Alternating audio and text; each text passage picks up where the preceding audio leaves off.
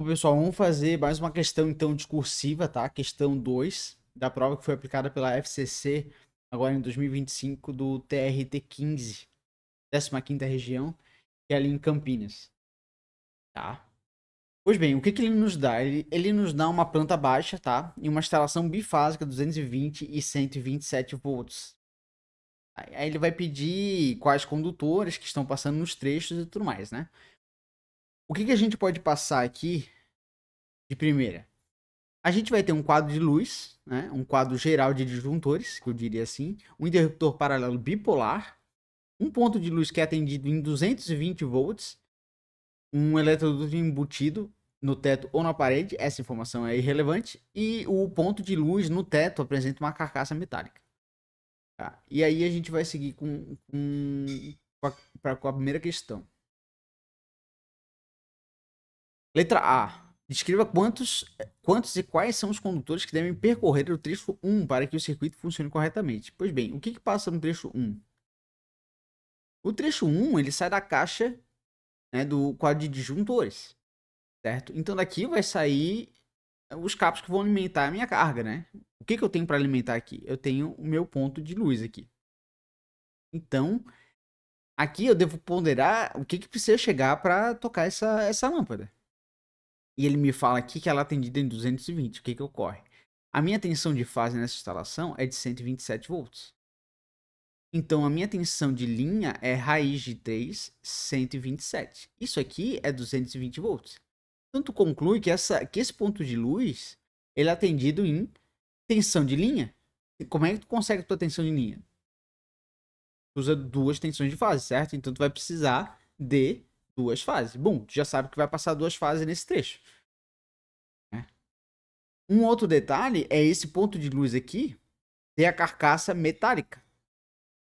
O que que ocorre? Na 5410, nós temos lá uma parte que diz que toda a carcaça metálica, todo ponto metálico na instalação, ele precisa ser equipotencializado. Tem que estar tudo no mesmo potencial, que é o BEP, né? Lá na edificação, lá tens a tua casinha, aí tu tens um ponto aqui, do quadro, e aí lá tu tens o BEP, que é o barramento de equipotencialização. Todo mundo tem que estar conectado aqui, né? E aí daqui ele conecta num eletrodo de aterramento, lá na haste de aterramento, certo? E aí, para dentro da instalação, todo mundo tem que conectar aqui, inclusive, né, a tua carcaça metálica aqui. Então, o que que ocorre? Em suma, né, em síntese, é, o condutor que sai do BEP para potencializar todo mundo, esse condutor aqui, ele é o condutor de proteção, o PE. Ele é verde, né? A norma diz que quando não é etiquetado lá, tu pode usar as cores, e daí o PE tem que ser verde, tá? Esse termo, o termo condutor de proteção é o mais correto, né? É o que se vê aí na literatura do MAMED e tudo mais. Mas, claro, ele pode dizer que é o terra, né? Quer dizer que esse termo aqui é um pouco mais. Está em desuso, mas tudo bem. Em suma, a gente precisa trazer aqui um condutor de proteção. O terra. Então, na minha prova, eu ia escrever assim, eu ia fazer esse desenho, que é desenhando duas fases, o terra, ou o condutor de proteção, né? Para deixar por mais completo ainda, botava assim, ó, R, S, P, E, né? E também escreveria por extenso. Então, dois condutores fase e um condutor de proteção. Proteção, PE, e entre parênteses eu botava terra também, só para ter certeza que o cara não vai me tirar nenhum ponto aqui, tá? Essa seria a letra A. E a letra B, ela é um pouco mais interessante, né? Porque o que acontece? Aqui a gente vai ter o nosso interruptor paralelo, né? Como é que funciona o interruptor paralelo? Vem aqui, aí sai aqui, depois volta aqui. Bum. Aí aqui, deixa eu destacar aqui. Isso aqui seria um interruptor, né?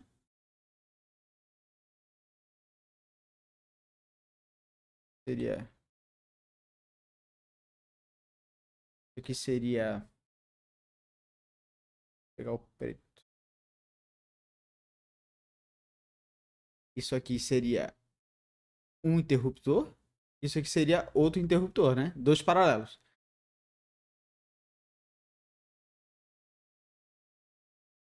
E aí... pegaria aqui. Aqui seria uma fase. Aqui seria o neutro. Geralmente, né? No monopolar. Como é que ele funciona? Eu ia colocar aqui uma chave aqui. Ah, vamos deixar ligada essa carga. Sei lá. Aqui. Pode ser qualquer coisa. Né? Aí eu vou desligar nesse ponto aqui. Bum, desligou a luz. Aí eu tô nesse outro interruptor e vem aqui e troca a chave. Coloca aqui, ligou de novo. Esse aqui é o que eles chamam de, né? Three-way. Show. Só que o que a gente não tem isso aqui. A gente precisa alimentar o ponto de luz com duas fases. Com duas fases. Então, esse N aqui, ele não é N, é fase. Aí eu te pergunto, se eu colocar dois interruptores paralelos monopolares nessa instalação aqui, vai funcionar? Vai, né? Vai funcionar, claro que vai. Só que o cara que der manutenção nessa lâmpada aqui, ele vai aqui desligar esse disjuntor aqui, vai desligar a lâmpada, mas ele vai mexer, vai ter uma fase lá, vai ter um condutor vivo lá na cara dele, né? Essa instalação aqui, essa manutenção vai ficar perigosa para ele. Ele precisa ir lá no disjuntor. Então, tu não faz isso. Tu precisa deixar a instalação o mais robusta possível. Então, o que tu vai fazer aqui? Como esse caso ele é bipolar, tu vai fazer esse sistema aqui nessa fase aqui também. É a mesma coisa. Deixa eu pegar o vermelho aqui de novo. Tu vai ter isso aqui. Vai ter isso aqui. E aí, isso aqui. Mesmo sistema, ó. Aqui.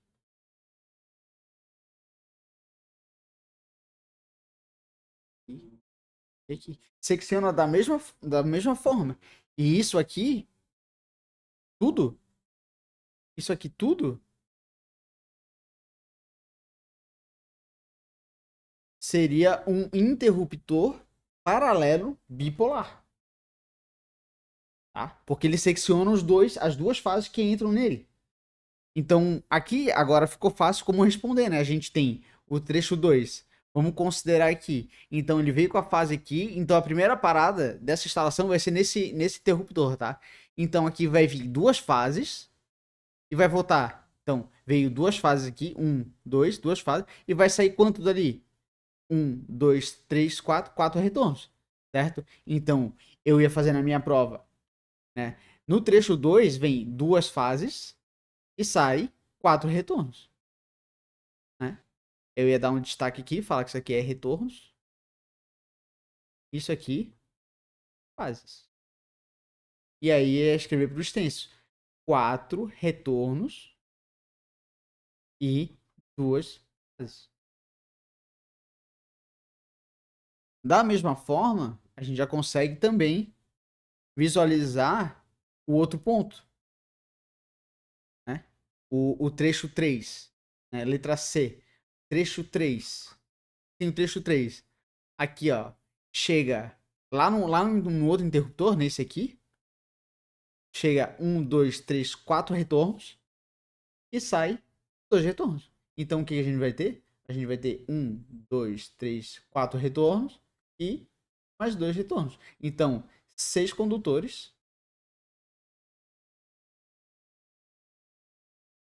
E retorno. É isso aqui que estaria na minha prova. Aqui não tem como um cara tirar ponto de mim. Tá?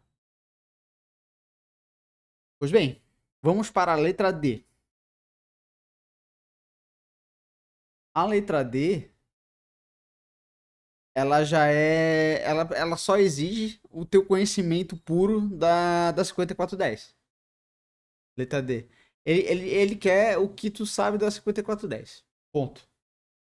Calcule a quantidade mínima de tomadas que devem ser instaladas no ambiente. Então, beleza. Que ambiente que é esse? Quarto. Então, se tu for lá na 5410, tu tem que ver lá que salas e dormitórios tem uma regrinha lá, né? Que é um ponto de tomada, né? Para cada 5 metros. Mais fração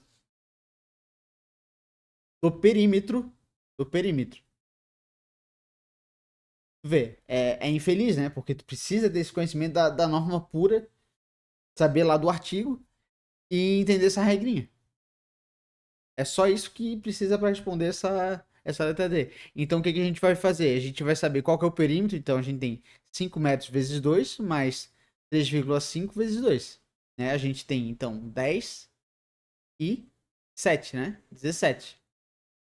Beleza, para cada 5 metros, né? Tu tens aqui, divide por 5, tu vai dar 3, 2, 20, vai dar 4, né? Então, a gente tem 3,4 com fração, então seria 4 pontos de tomada. Essa é a resposta. Faz lá um texto, né? Explicando a metodologia baseada na norma 5410, tal, dado o ambiente quarto, dormitório. E aí tu faz essa conta aqui mínima e conclui que é 4 pontos na tomada. E aqui também, para deixar muito completa, né? Tu diria assim, espaçados, né? Da forma mais uniforme possível. Forma uniforme.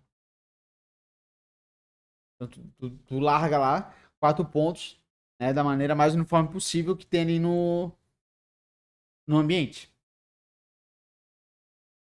Da mesma maneira,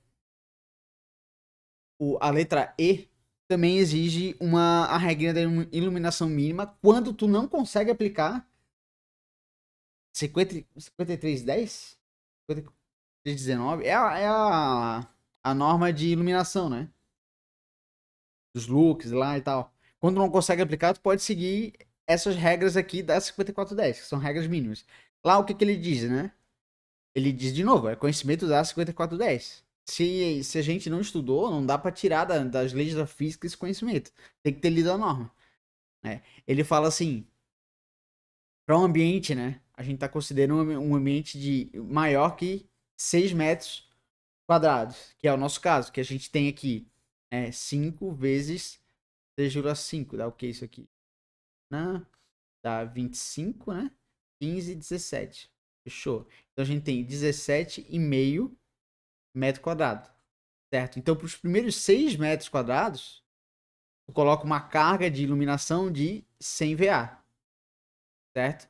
E para o restante é 60 VA a cada 4 metros quadrados inteiros.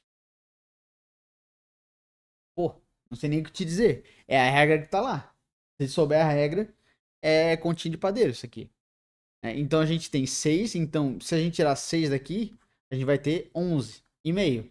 Quantos quadros inteiros nós temos aqui dentro? A gente quase tem 3, né? Mas não temos. A gente tem só 2. Então a gente vai fazer assim, 100 mais 60 VA para cada quadros inteiros que a gente tem tirando nossos 6 metros. É 2. Então a gente vai ter 100 mais 120. Então a nossa carga mínima de iluminação é de 220 VA. Essa é a resposta completa para não dar motivo pro cara descontar ponto da questão. Tá? Eu teria toda essa explicação eu teria escrito por extenso também na prova. Tá? Mas é basicamente isso, é ter o conhecimento pleno da 5410. Eu particularmente achei o mais difícil a situação dos interruptores bipolares, porque essa situação aqui do sistema bifásico 220 e 127, eu suponho que é mais comum em São Paulo, ali para aquela região. Aqui em Santa Catarina, por exemplo, isso aqui não existe. Aqui é 220, então é tudo. Não existe nada aqui alimentado em tensão de linha, né? A tensão de linha aqui é 380. Aí teria que ter cargas trifásicas e tudo mais. Mas tá, essa foi a questão então, questão 2. do TRT da 15ª região e até a próxima. Valeu!